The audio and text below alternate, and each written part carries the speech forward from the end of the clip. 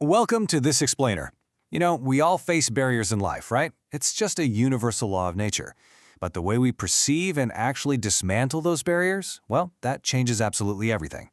Today, we're going to dive deep into how you can transform your everyday obstacles into your absolute greatest triumphs. Let's get right into it.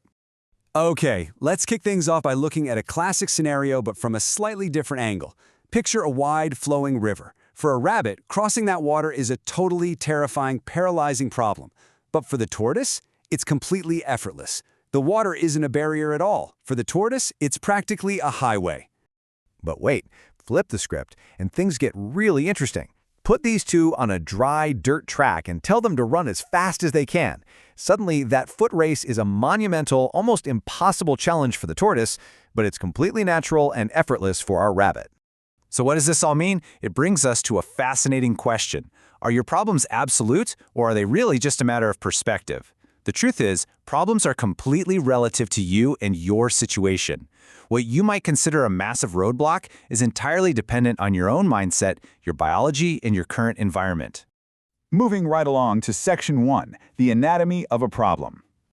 Before we can defeat our common enemy, we really need to deconstruct what makes a problem, well, a problem in the first place.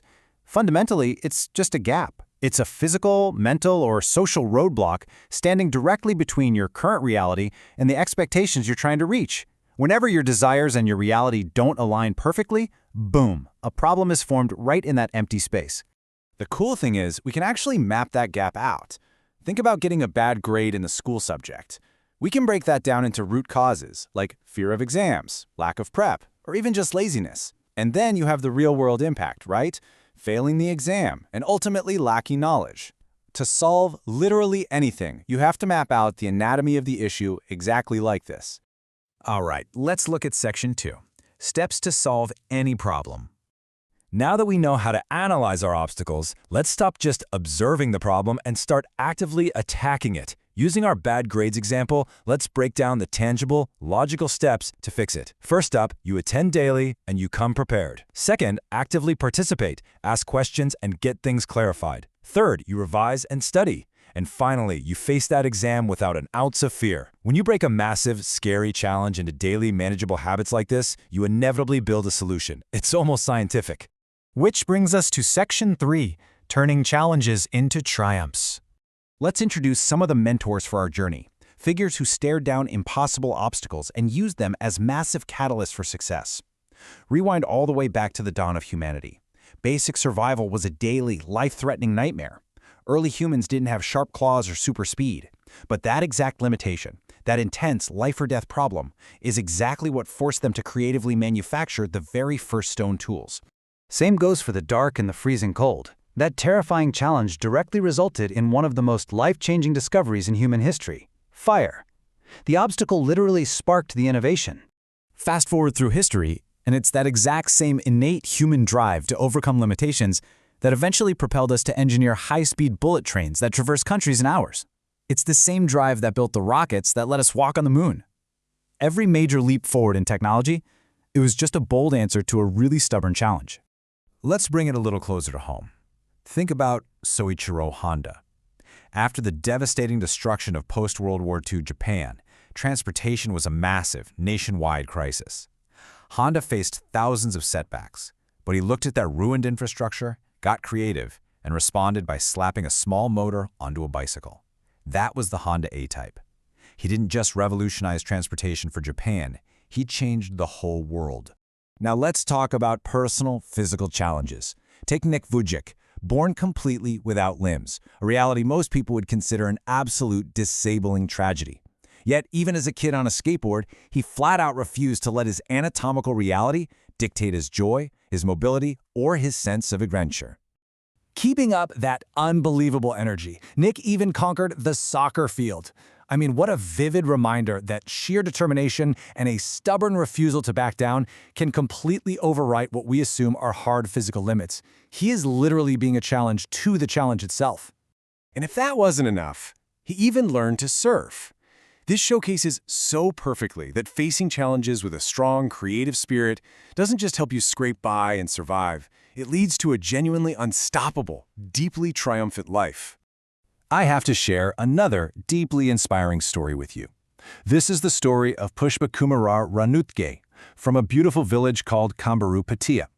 At just 3 years old, a falling tree tragically cost him his leg. But instead of letting that define his life, he met it with immense moral courage. He walked 6 miles every single day, on crutches to get to school, determined to empower his family. He eventually won university entrance, became a trade union leader, and even climbed the massive Sigiriya rock fortress. He built a wildly successful life by focusing entirely on his goals instead of his misfortune. And of course, we can't talk about resilience without transitioning to the ultimate icon of relentless persistence, Thomas Alva Edison. Edison isn't just famous for his inventions. He's famous for how he fundamentally reframed the entire concept of making mistakes during his quest to invent the electric light bulb. Listen to his incredible response when people asked him about his thousands of failures. He simply said, "I have not failed. I have just found 10,000 ways that won't work."